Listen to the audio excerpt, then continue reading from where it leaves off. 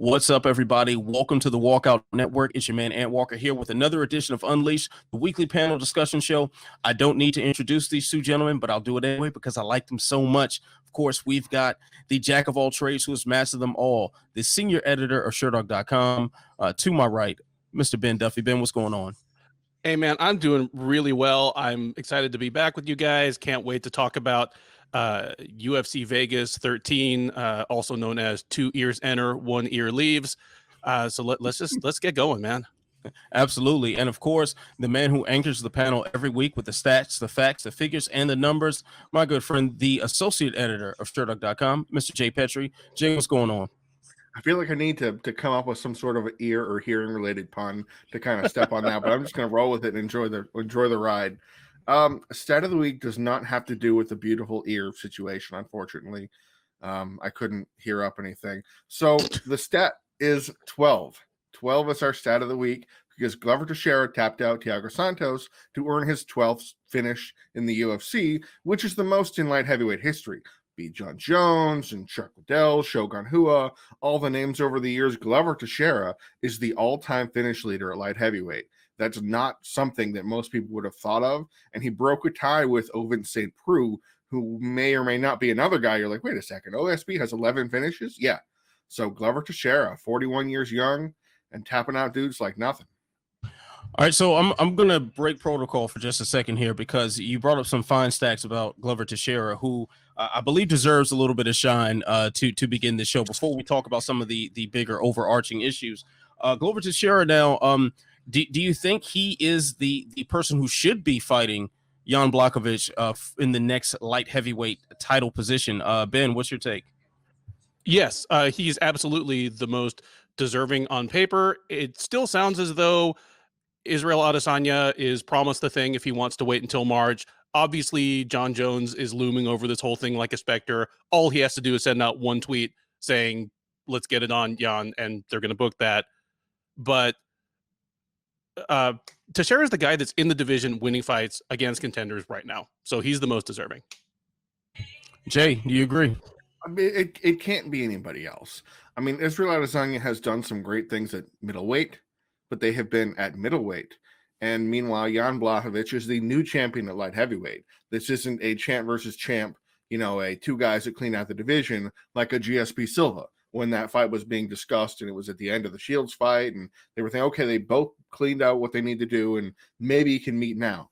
This is not that. This is Israel Adesanya skipping the line for a one-off. From what we believe, this is not a permanent move to light heavyweight from everything we've heard. So this doesn't make sense. It shakes up the division. What happens? Izzy wins. Is he really going to jump back and forth divisions? I don't think so. And I just don't feel like he's that kind of guy, which means that we'll have just another mess.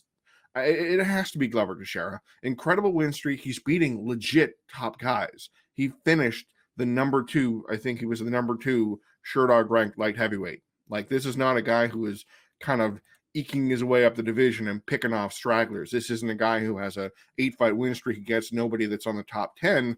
This is a guy who's beating consistent top 10 guys and doing it in ways that you're like, wow, I'm really impressed. It isn't just a lucky win or a split decision most of the time. It's a beating the brakes off Anthony Smith, running roughshod on Iwan Kutalaba. I mean, the Krylov fight was impressive in its own right, even though it was that split decision I talked about. Krylov hadn't gone the distance before in like 30-something fights. So he went through and made it. So, yeah, it has to be Glover for me. I can't disagree, and I don't see how anyone can disagree with that. I mean, Glover Teixeira was one of the reasons why we were excited to see the light heavyweight division minus John Jones. Seeing the fresh matchups Blachowicz can have with so many people, even the rematches he can have with so many people, provides a level of intrigue that we just haven't seen under the John Jones era post, his initial run in 2011, 2012 or so.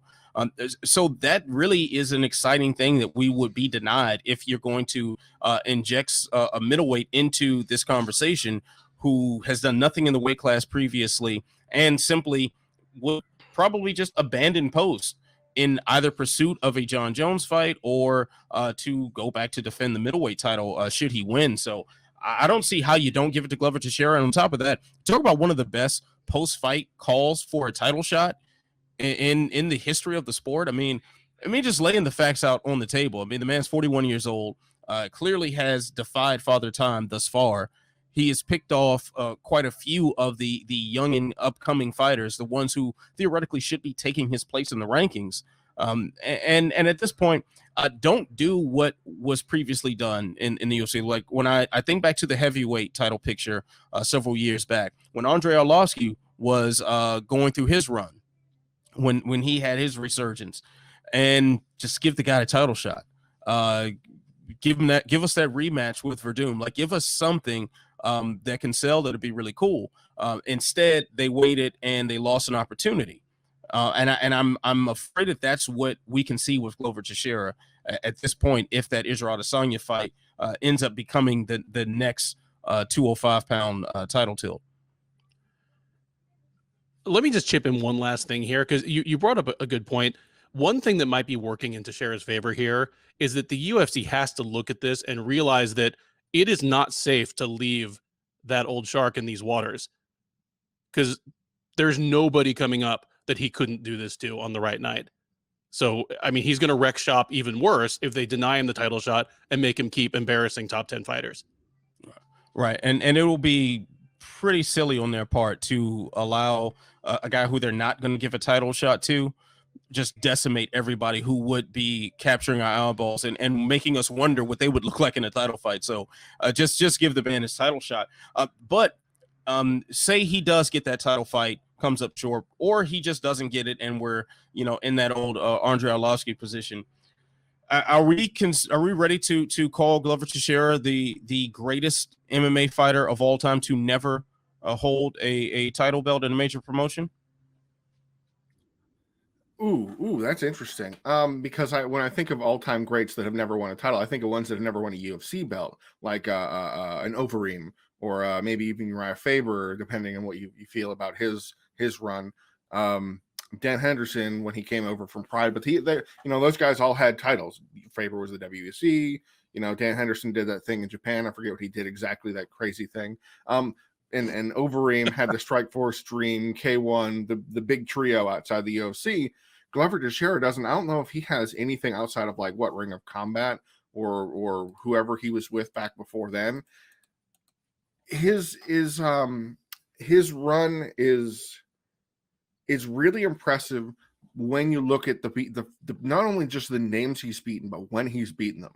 Like, to absolutely smash Ryan Bader when Ryan Bader was looked at as the potentially one of those guys on the way up. He had the Machida fight, and people were like, well, what's he going to do now? He came back from the Jones thing. He beat Rampage, and Glover Teixeira kind of steamrolled him. And then just a litany of really great names at the time, and he has destroyed a lot of them. Some of them haven't been close. I mean, when he did Rashad Evans before Rashad Evans kind of melted, he put OSP to sleep. All respectable top 15, top 10 wins. You look at his list of names. There's very few fights that you go, oh, that was a Zuluzinho kind of fight. That was the kind of somebody who gets in there and takes a fight. You go, I don't know about that. Honest and truly, I think in terms of greatest fighters to never win a major title across the board, Glover is up there for me because he never did win the WEC belt, I don't believe. And Donald Cerrone, who also never won the WEC belt and the UFC belt either. Yeah, so give me one of those two for all-timers that way. Ben, who would you put above Teixeira, if anybody? The names Jay named are up there for me. I'd also throw out a couple people that had great UFC runs without winning a belt, at least thus far. Joseph Benavidez, Yoel Romero types. But yeah, he's certainly on the short list. And just speaking of his UFC tenure, of the fighters who accomplished the most in the UFC without winning a UFC title, he might be top 3. He's put together the kind of resume, I would say even a better resume than Michael Bisping did before he won a title right at the end of his career.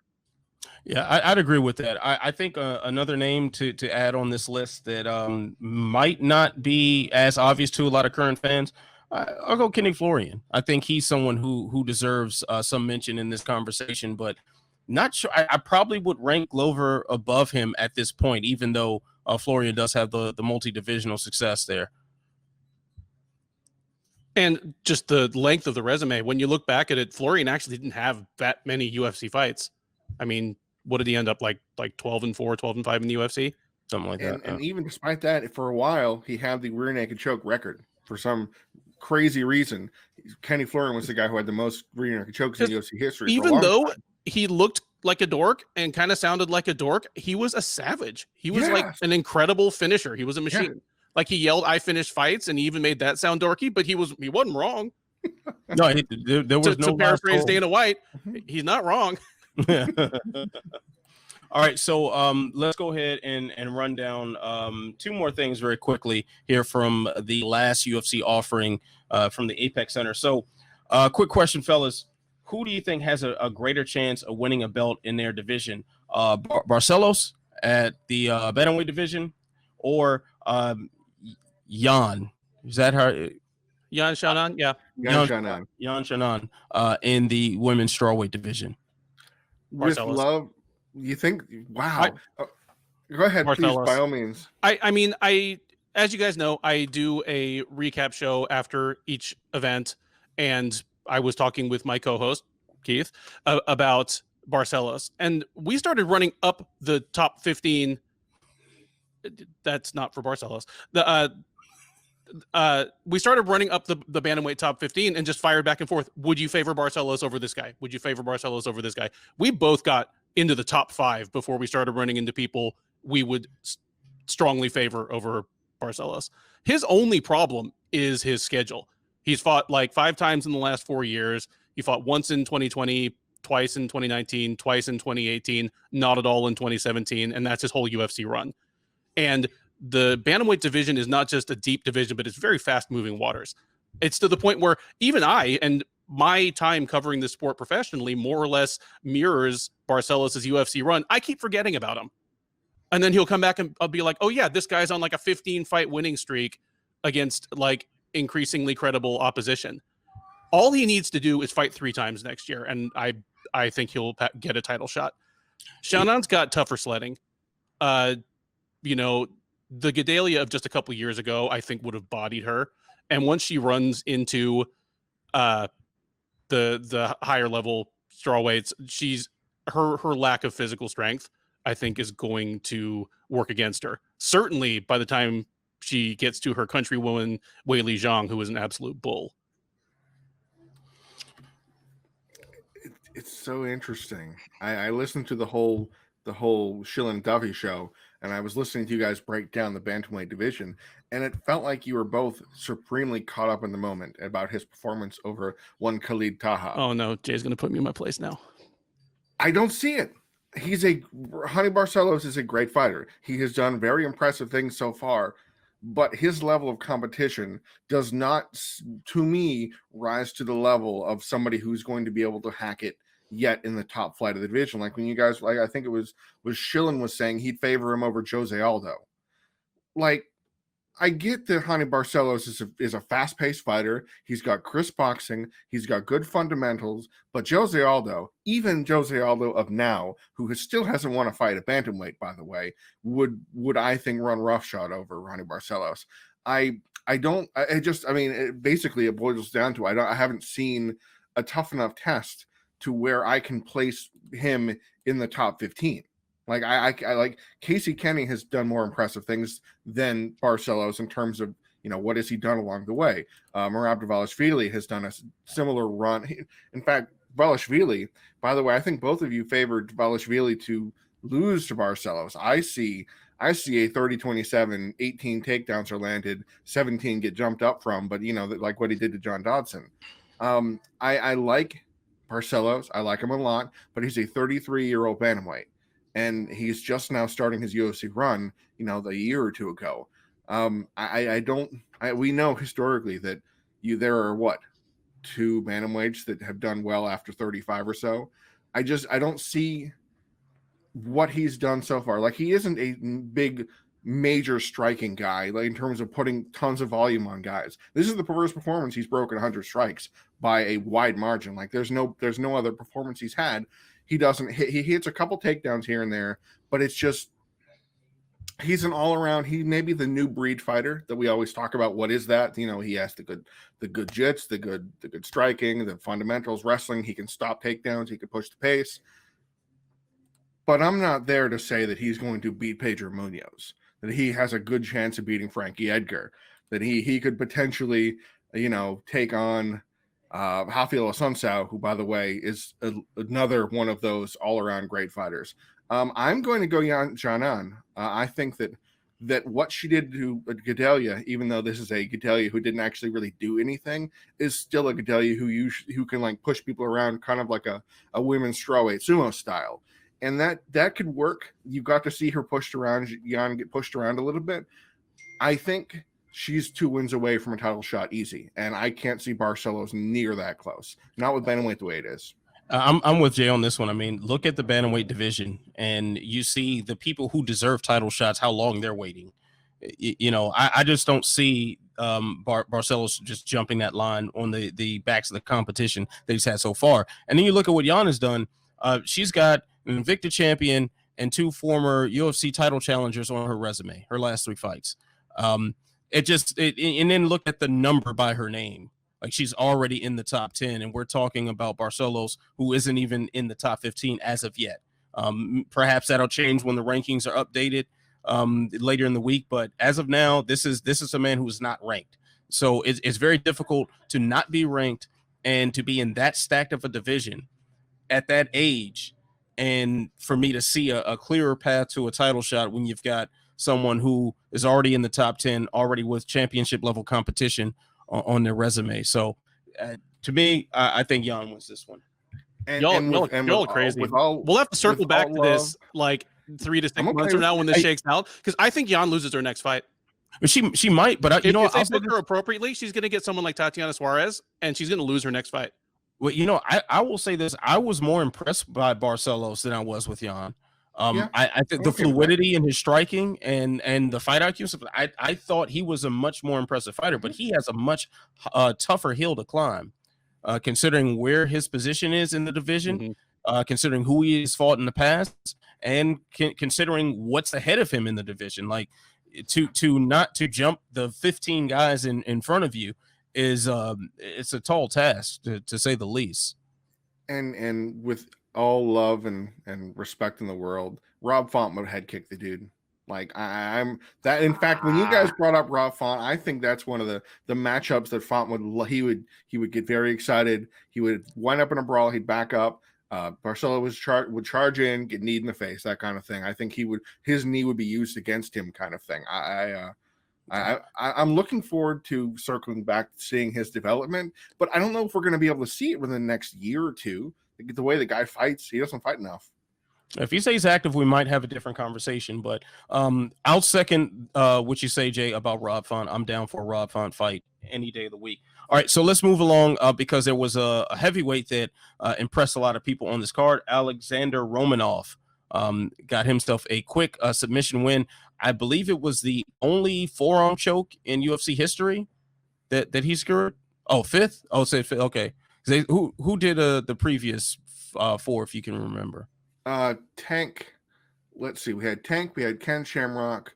Oh boy, I could probably pull the list up. Are we talking about forearm chokes? I dropped out a second ago. Yes. Nobody before 97. Okay. So this is like the old days before the unified rules and before any of that stuff. It's I think Tank is the most notorious one of them all. Like, yeah, like the last. All the other times it happened, one or the other fighter was wearing a t-shirt or shoes. Yeah. Maybe some cut-off jean shorts. Drinking beers during the fight and afterwards, between rounds and stuff. Yeah. All right. So the question remains now: like, how far do you think Romanov can go in the UFC's heavyweight division? Anybody is 4 fights away from a title shot if they haven't had one already. He's got 2. I think it's as simple as that. It takes 4 straight wins to get you into the title picture. What's really, really interesting is that Romanov has it mapped out. He already has it, and he has a realistic path. He wants Marcin Tybura. That'll put him in the top 15, I believe, as long as he doesn't get ground out, which isn't his game.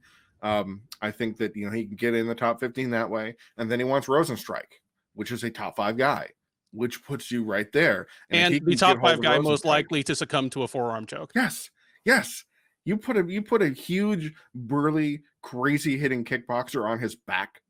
Not all the great things will happen. I love what he's putting out there.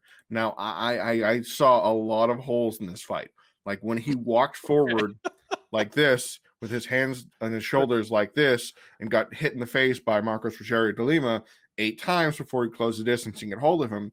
You put him against Junior Dos Santos, a top 10 guy who might not have what it takes anymore to be a champion, but he's still a legit top 10 guy with takedown defense. He'd get destroyed. He would, get knocked out on the way in. And that's probably what's going to happen to him. That, if to be totally painfully honest, he's going to charge in and he'll get a fight on short notice against Derek Lewis, and Derek Lewis will hit him with an uppercut on the way in, and it's over. This is the kind of guy who is a hilarious glass cannon, and I love him for it, because who would heavyweight hit suplexes in 2020 and gets away with it? But his style is so energy inefficient that if he gets past the second round, forget it. It's over. So I want to see it until the wheels fall off, which will be very soon. Yeah, this is it's like a high level novelty act in my eyes, because as entertaining as it is to watch, it certainly has a place on the card. Definitely, I will tune in to watch Romanov fight whenever. But you look at what's ahead of him at heavyweight, and if De Lima is hitting those types of shots on you on the way in, God forbid Alexander Volkov does. God forbid that JDS or Derek Lewis touches you, or Overeem. Like there's so much fire he would have to walk through to get to the upper echelon of the heavyweight division, and he'd have to really, really plug a lot of holes in his game. And also, like you said, being energy inefficient. I mean, granted, he does move very well for a man of his size. He does have quickness on his feet. I just wonder how long that's going to last.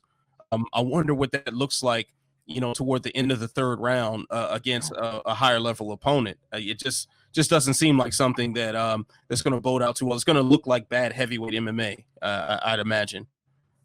Like, he's the kind of guy who almost wants to hope he never gets booked for a main event. This is the guy who won't want to run into a Shamil Abdurakhimov, who will let him grind, who will let him burn himself out to do that. Like Tybura could very easily go, well, I'm going to give up the first round and it's going to suck, but I'm going to survive it. I'm going to I'm not going to let him big man choke me and push him, deal with that stuff, and then grind him out. And then the third round, he does something. Like this has that kind of making written all over it. And that's, he, at the same time, he has a legitimate path to victory. There are a few opponents he could face on the way up to kind of zig and zag up the rankings. Like if he fought like a Walt Harris, put Walt Harris on his back. Walt Harris can be like a turtle sometimes. There's some fighters that you can kind of, if he snakes his way up, then let's get weird. Yeah, why not? Well, fellas, surprising when the show started, Jay, I initially thought you were going to have a different stat of the week. I thought the number was going to be 270 for the necessary electoral votes to become president of the United States. Good and number.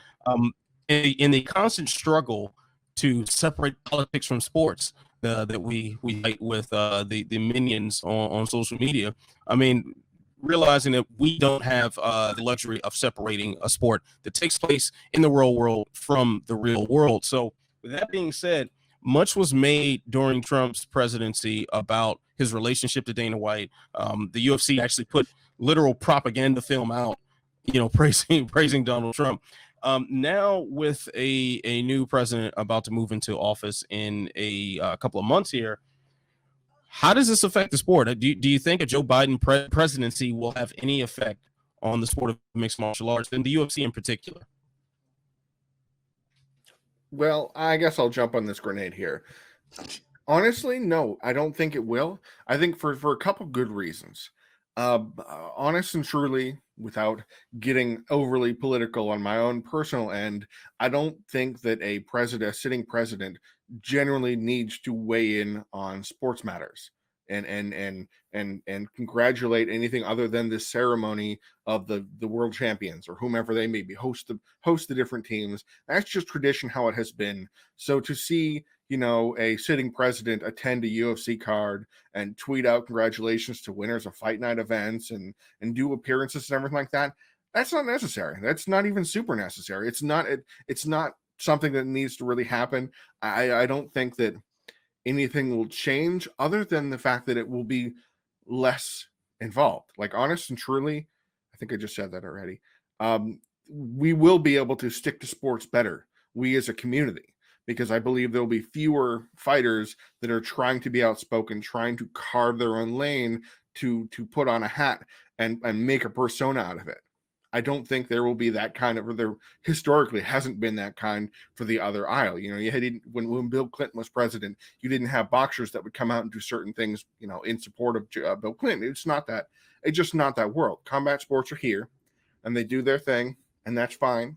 And the political world rolls on. So I think things will change in that there will be less politics involved in terms of the greater sphere. It's not going to be a MAGA environment in terms of shouting for the rooftops for certain fighters and this and that. It's just not. It's like an experiment that is finally over, I think, and it's going to be quieter. And I'm genuinely curious how some fighters that have really put themselves out there and kind of gone out on that limb, like the unnamed fighter in, what was it, the Guardian article? I forget. Politico. Yeah, was it Politico? Oh, okay, yeah, Politico, that they were talking about they didn't want to reveal themselves because of the queue and all that thing.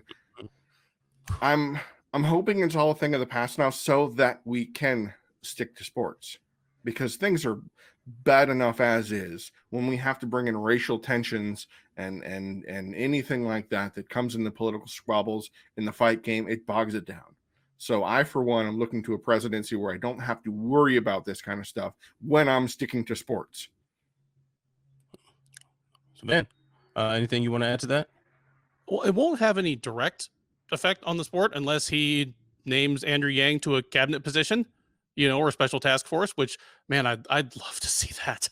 Like getting like a real push for the Ali Act, to be extended to MMA. That would make things really, really interesting. But culturally, no.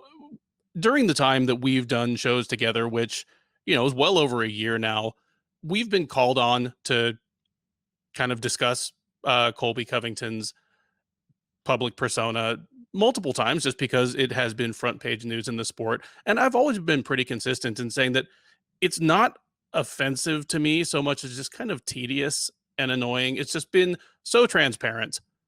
And while there are certain fighters that have been loudly MAGA who are clearly true believers, I mean, look at Jorge Masvidal, who ironically appears to be willing to go down with the boat. But for the rest of them, I think this is just going to kind of go up in smoke. Henry Cejudo will just go back to saying regular stupid things instead of political stupid things. It'll be great. Yeah, I think that's a fair way to put it. As far as the personas of the athletes that we talk about all the time, you don't have now that winning that you want to attach yourself to, that wave of that cultural wave riding a political movement. You won't have that anymore. So there's less of a reason to put those beliefs out there or pretend like you have those beliefs or whatever the case may be. Packaging it as part of who you are as a brand and an athlete. But I do think, as you alluded to, Ben, as far as potential Andrew Yang appointment to a cabinet spot, there are political things that can happen that can affect the sport, like the Ali Act. Let's not forget too that mysteriously after the Dana White Colby Covington photo op with Donald Trump in the White House, Leslie Smith's labor dispute just sort of went away. So there are things like that. There are certain favors that a long-standing friendship like Dana White and Donald Trump have with one another that can be called in. You don't have that now. But I don't think there's going to be that much movement on the business side of the UFC, simply because Joe Biden is not, this super progressive person. He never has been. So I don't expect him to get in office and all of a sudden have this hard on to fix mixed martial arts. It just doesn't seem likely. But maybe, and even especially too with a divided Senate. There's going to be too much tension, I think, to really get things done, and especially for MMA, because it's so low on the totem pole for all the real problems going on in the world, that I just don't think it's going to take the level of a spotlight that it has under Trump's reign. And you mentioned that you don't think Biden's going to have like a hard on for any mixed martial arts related topics. That goes both ways. It's not as though now that Trump has gone and Biden's in office, like Tyron Woodley's going to record like a sizzling hot new single called Joe Biden Motherfuckers. Like, he doesn't care. This isn't like a swing to the left. It's just a return to adults running shit. Like, I think most people in the sport are just going to kind of breathe a sigh of relief and go back to work. Yeah. And there's something I'd like to kind of touch on too, of the almost forced narrative of Donald Trump's involvement with the sport. Like, not politically and otherwise. Like, Donald Trump was there in Atlantic City to allow some of the early UFC events to come to the Trump Taj Mahal. There's no disputing any of that. But there was a very distinct and lengthy break between the UFC. There was a company out there. It was a very short-lived company, but it was a competitor company called Affliction that was designed to specifically fight against the UFC. And if I remember correctly, one of the major backers behind Affliction was one Donald Trump. So this whole sunshine and lollipops love arrangement that they've had there's a lot of it that has been kind of made for TV. Like, they have a friendship, sure, no doubt about it. I'm not disputing any of that. But the actual involvement of, the UFC and the presidency and all that being this tight and always been like this is just some kind of a fairy tale. And I don't know why it was pushed so hard, other than to capitalize on a trend at the time that being part of the political wave is so hot right now. It was that kind of feeling that they can catch on, maybe draw in some more viewers from the political party. We're like, we can get down with this because we believe the same things they do. Like, it almost felt more like a marketing strategy than an actual partnership or arrangement. Like, we don't know anything that happened behind the scenes, of course, but it all felt like a dog and pony show. It was a very elaborate kind of look at this display we have here, the photo ops and the appearances, and look at Colby meeting him and shaking, all that. It was just kind of one of those, it just felt so fabricated. And I think that now this is over, we won't have to worry about that. And I don't mean that in terms of, covering it, but just, we don't have to fake it anymore. We as the MMA community, we as the fans, we as the media, we as anybody that's involved, we don't have to kind of almost kowtow to say, look, we have to appease this demographic or appease this leader or appease any of this. No, it's just, it's back down to underpaying fighters and being upset at various other things like that. So it's just kind of a one less narrative to have to follow. I think that's well said. I think a Biden presidency kind of pushes MMA back to being the redheaded stepchild of the sports world. Just exactly. Yeah. It's over there. It's in its corner. That's kind of where we belong, quite honestly. Yeah, of course. so there it is. All right, fellas. I jump from protocol just a little bit again. I'm going to move right into the greatest title segment in all of media history. That is, I'm Not Surprised, Mr. Falcons. And this is where we share something that surprised us or ironically did not since we last convened for one of these panel shows. Gentlemen, I'm going to start off this week simply because we're on the topic, so I might as well keep pushing in that direction. And Ben alluded to it a little bit, but I'll go ahead and take it a step further. Jorge Masvidal is the recipient of I'm Not Surprised, Mr. Falcons this week, because this man is still caping for the Trump administration. He's still caping for hardcore right-wing politics. However, they weren't even polite enough to actually know his ethnicity. I believe it was Laura Ingraham of Fox News. She referred to him as the Mexican UFC fighter. Jorge Masvidal. Yes. So that's what they think of you, Jorge. They don't really like you. I'm not surprised. Ben, what's your I'm not surprised Mr. Falcons moment this week? Oh man, to be the house Mexican for Fox News personality Laura Ingraham. That's a rough look. Well, I'll leave that alone and I'll stick to sports. We've already talked about it a little bit, but Glover Teixeira, obviously the story of the night at UFC Vegas 13, really the story of the sport for the week. He came out, thoroughly defeated the top-ranked light heavyweight contender in the world as a 2-1 underdog, choked him out, just looked great in a way that you do not expect a 41-year-old to look. Just the kind of chin and recoverability he showed that, you know, is almost absent in fighters of that age and mileage. Just an incredible performance. And in light of that, you know, he very deservedly got a performance of the, oh, no, wait a sec. This just coming in. The performance of the night bonus actually went to, let me check my notes here. Oh, some guy who kicked a 10-1 underdog in the head. Now, I understand, well, if you watch any 5 minutes of any card he's on, it's easy to understand how badly the UFC wants Giga Chikadze to be a superstar. I mean, they want him to be Khamzat Chimaev. And it was a great knockout. Love the body shot, but just really paled in comparison to, you know, what Glover Teixeira did, considering the stakes, doing it to, you know, a borderline pound for pound level fighter versus a UFC, you know, short notice debutante who may or may not even belong in the promotion. And I know there's every chance that he got, you know, a thick envelope in the locker room. We know that exists, even though we know that it does not exist to the extent we were led to believe for many years.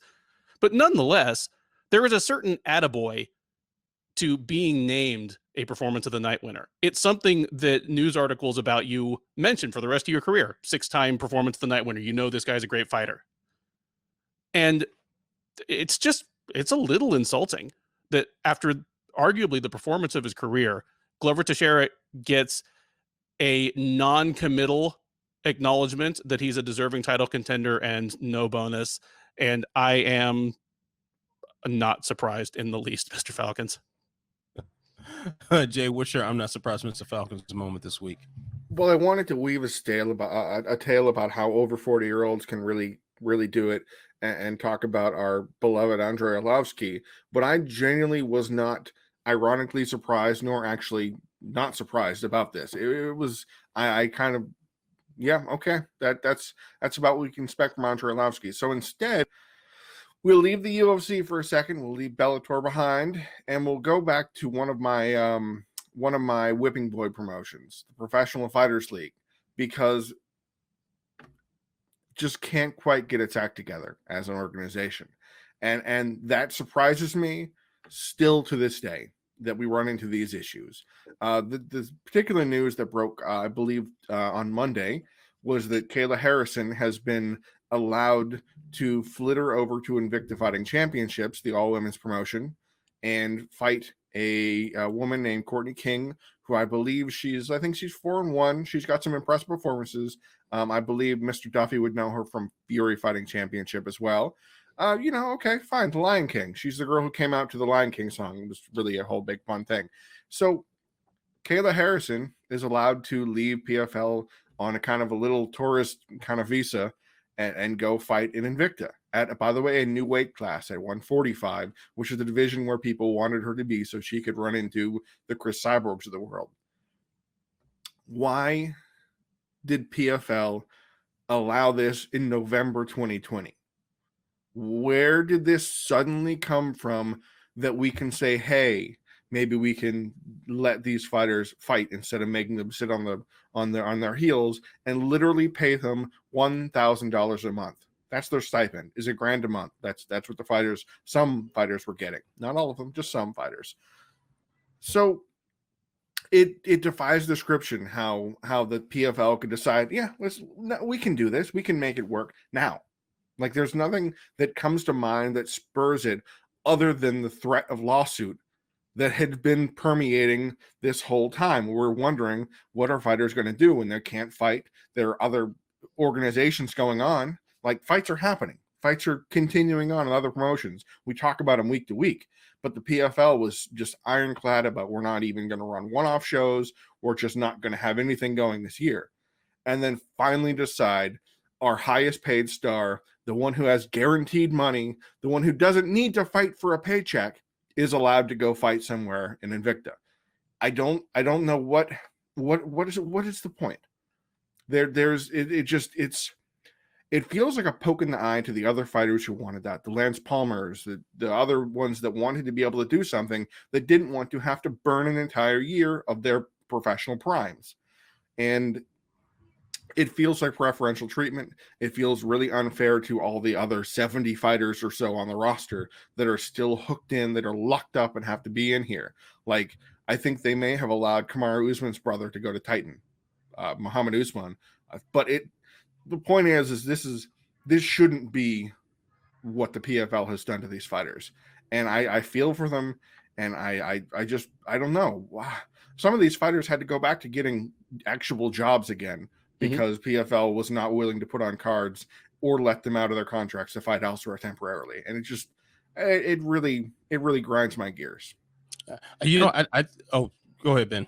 I was just going to say, I think, and maybe intentionally, you're kind of talking around the real answer here, because I don't know if Palmer actually initiated legal action, but he was talking about it a month or two ago. Yes. But I think it's the same thing with Muhammad Usman, where the PFL is stepping around the serious PR landmines. Yes. Because if Kamaru Usman gets all head up about his brother just being locked into this contract, that's going to make front page news. Kayla Harrison, certainly. These are the people with the clout, or at least adjacent to the clout, that can make this really embarrassing for PFL.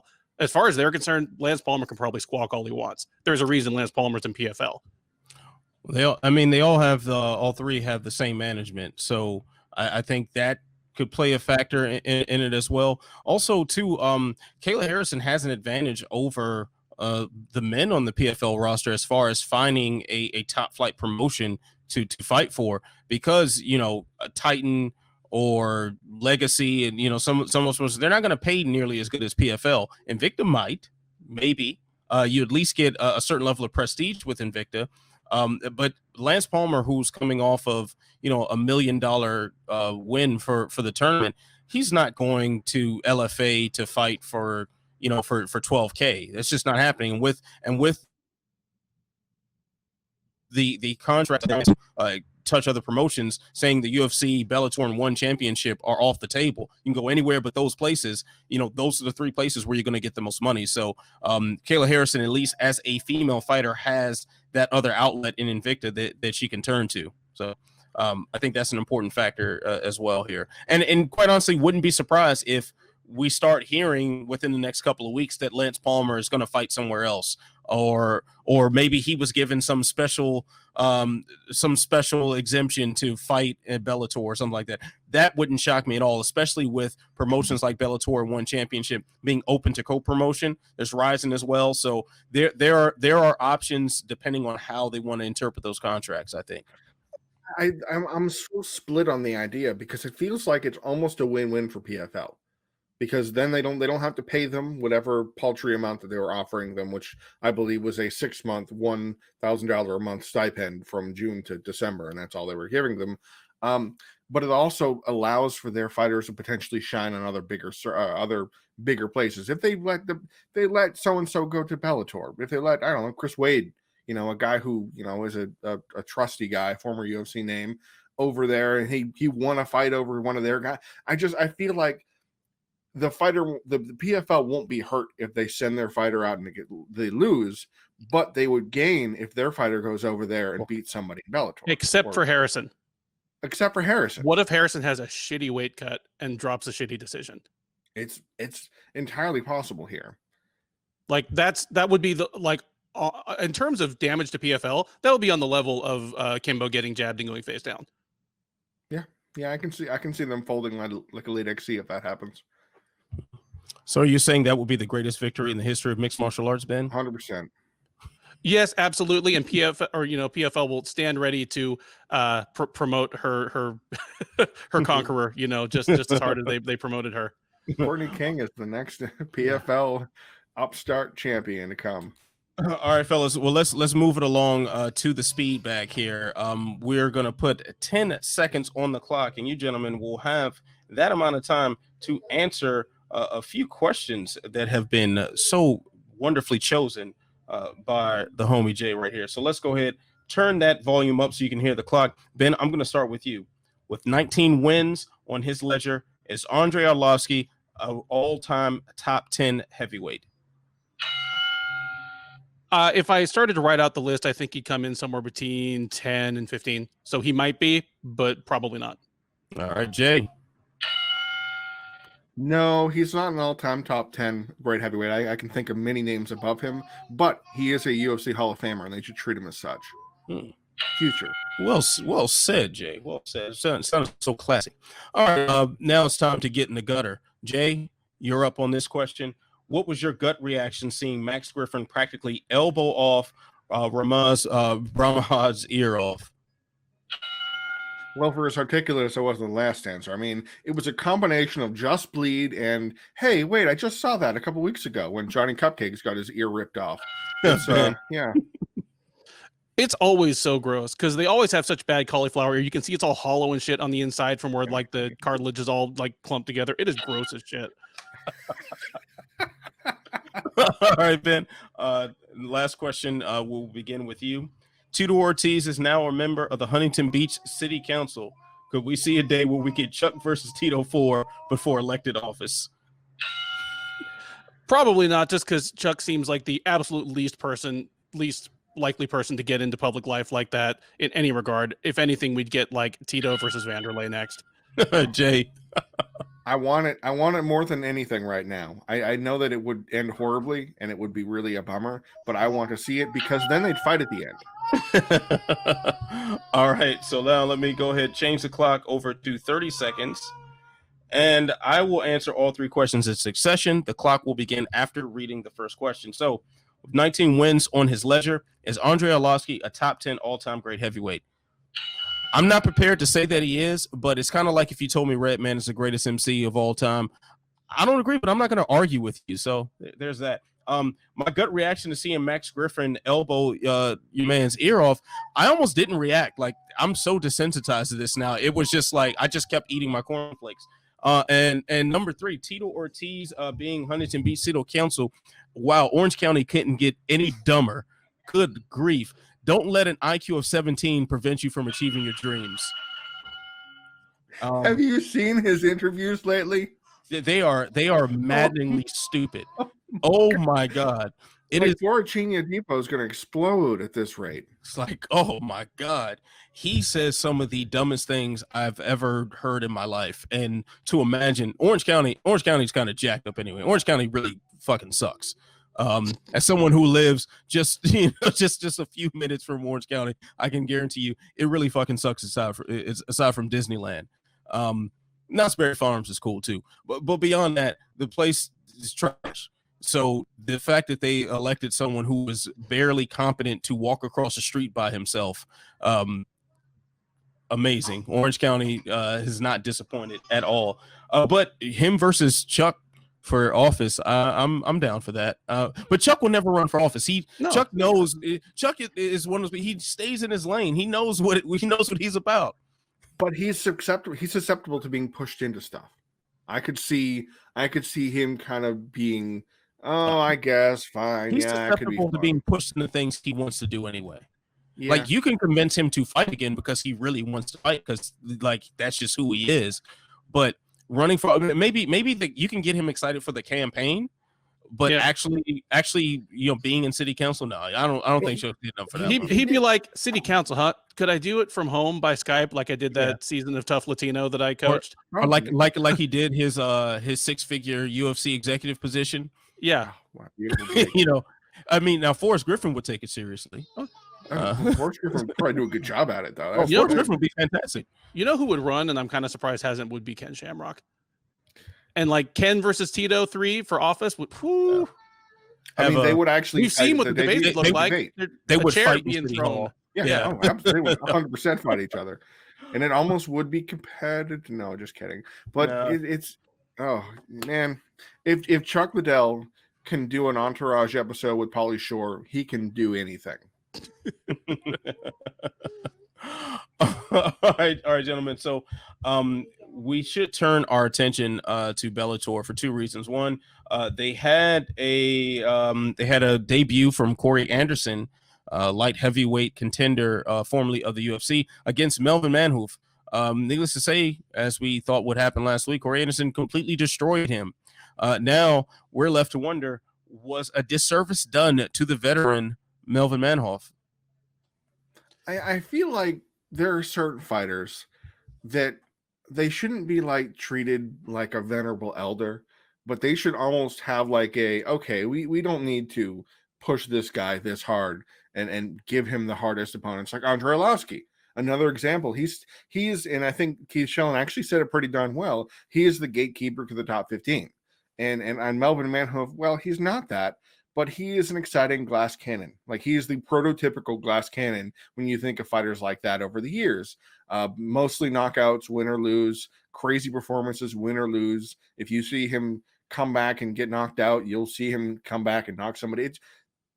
That's the kind of thing. But then you put him against a guy who we know what he's going to do to him, and he says, yeah, I'm probably going to do that to him.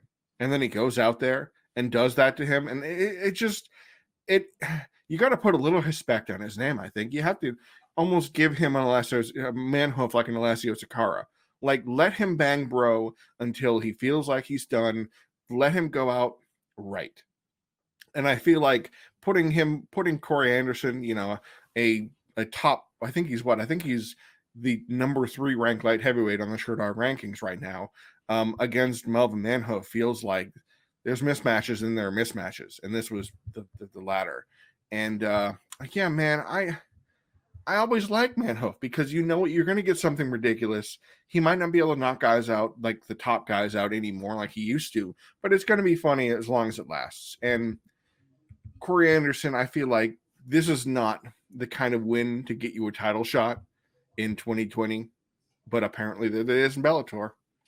Yeah, it felt like busy work more than anything else to me. It's like, why are we wasting everyone's time here? Yeah. Especially with their light heavyweight division not very stacked and some good pieces that you can fit Corey Anderson in. It just seemed like a waste of everyone's time. Ben, anything you want to add about that? Yeah, I'll add something. This was a disservice to both men. It's a disservice to Melvin Manhoef. One, he's a 5'8" man. Yes, he's got big muscles, but he should not be allowed to fight at light heavyweight outside of Japan. And so for him to be booked at age 44 against someone that, if he beat Corey Anderson, that would have been his best career win at any point in his career. Like, seriously, they booked him in his hardest fight, his hardest matchup of his career, or he'd lost to some better fighters, but what would have been the biggest win of his career, at least a full weight class above his optimal weight, at least a decade past his physical prime, against a prime top 5 contender at light heavyweight. It was practically a war crime. It's one of Bellator's most cynical matchups that I can remember.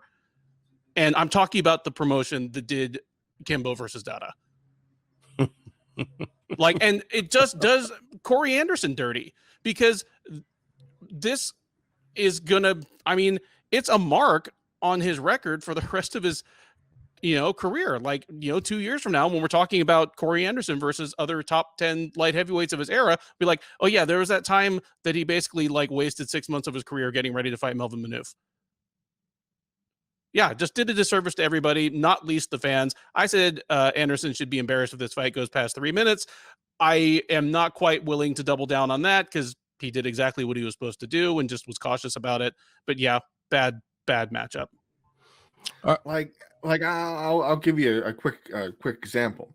Melvin Manhoef's Sherdog Fight Finder profile had him listed as a 170 pounder. So that that gives you any indication of how he's been rolling. It's not, he's not a 205er like we want it to be. So I'm disappointed. Yeah. So while we're sticking on the topic of Bellator has another offering this Thursday. Patricio Pitbull and Pedro Carvalho are in the main event for the featherweight title. Now, instead of our normal, like, let's talk about, a fight that we are excited for on this card, I just want to throw a quick one out there because Pitbull versus Carvalho is part of the Featherweight Grand Prix. Have we forgotten about the Featherweight Grand Prix that we were just so excited about a few months back? Does this feel like sort of an afterthought now? It does. It truly does. It feels like this is starting again. There are 2 Featherweight Grand Prix fights on this card, by the way. The Bellator kind of did Daniel Weichel and Manny Sanchez dirty by putting them not in the co-main event back to back. This feels like an afterthought, and it feels like an afterthought in addition to the fact, and this is something I've discussed with Bellator promotional officials, so there's no funny business going on, that Connecticut just limited gatherings for coronaviruses to 10 people. So this is a contracting period. So this is the potential, this tournament may not be able to get off the ground much longer after, in a couple of weeks or so. It feels like, oh yeah, that thing's happening. And I say that with any remaining respect I have, that Bellator has not been able to get out of its own way since coming back from COVID and the layoffs. Just event after event, where you at the end of the event you go, oh man, at least it's over. But it's just disappointment, and oh my God, Corey Anderson, of course he did that to poor Melvin Manhoef. What do we expect? It's kind of like we should be excited about this. Patricio Freire is a spectacular fighter, a top 10 featherweight in most regards, and Pedro Carvalho is a good test. I mean, he's not the preeminent favorite, obviously. He has a couple good wins to get into the tournament. I don't know if I can point to a spectacular performance other than like ripping Sam Sicilia's face off.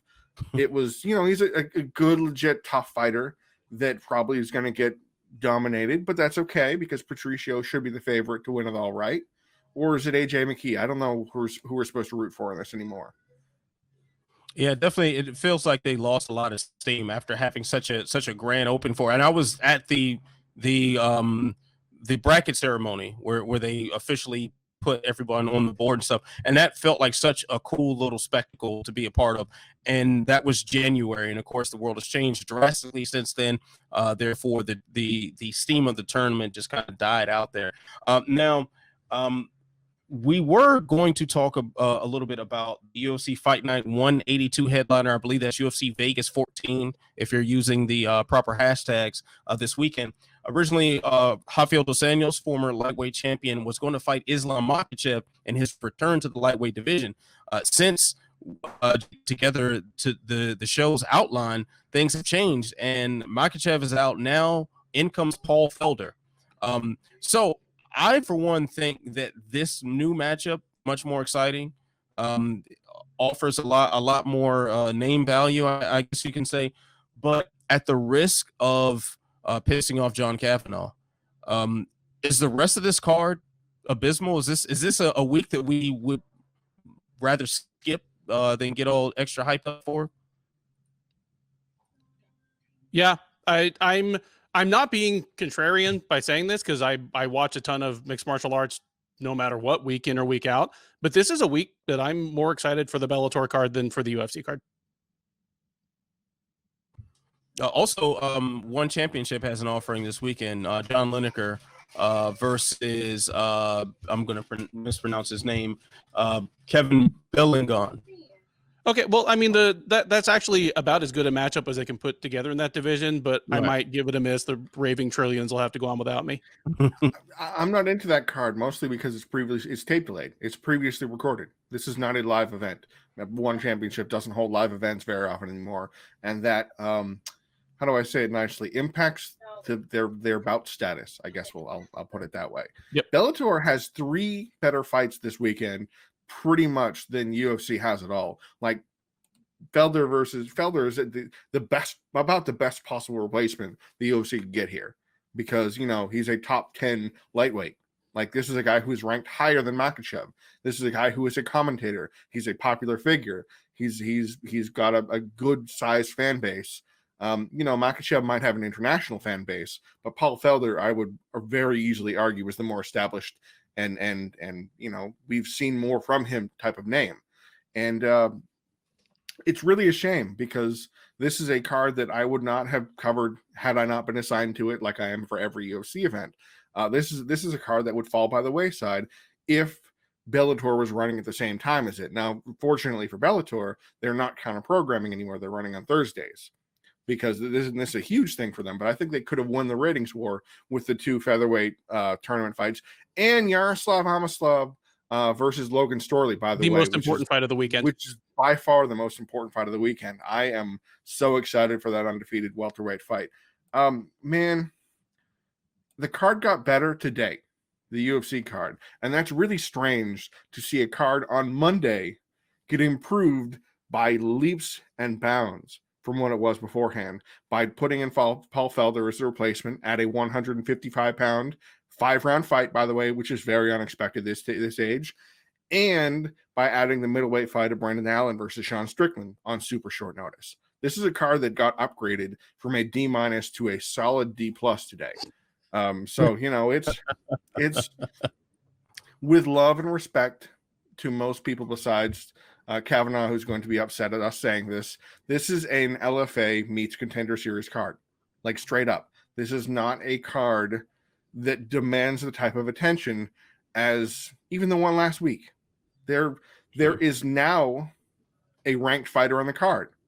There wasn't before when Makachev fell out, because Dos Anjos is ranked at welterweight. He's not fighting at welterweight. He's lightweight. So there now is a ranked fighter on the card. Oh my God. There is one ranked fighter out of 170 ranked fighters out there. We have one on this card. Rankings aren't everything, but when a third of the roster is a ranked member, and rankings have to exist for a reason, and matchmaking is contingent on rankings, and the commission won't sanction fights based on rankings. Rankings unfortunately matter. And with an unranked card like this, it's just 12 or 13 fights. Come on. Give me a break. I'm so tired. I think we're exhausted. But all right. So that probably will be a good place to end it. I will say I'm looking forward to that main event, and Bellator does have a sneaky good card this week as well.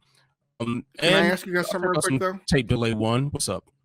I want to see if you guys, not only is the first two short questions. Is Felder as a replacement? Does that make it a better fight? First of all, that's the first question, so I'll ask that one. I struggle to say yes, simply because a short notice bout, we're not going to get the optimal version of at least one of the men in the cage. So that gives me pauses to say, oh, it's the better fight. On paper, yes, it's the better fight. Those two names, I think the style matchup sounds more interesting to me. It sounds like a more exciting fight. And especially for RDA's return to lightweight. When he left the division, he was just like 1 or 2 fights removed from being a champion. So for him to return against a ranked opponent just makes all the sense in the world to me. Duffy, what do you think? Is it a better fight?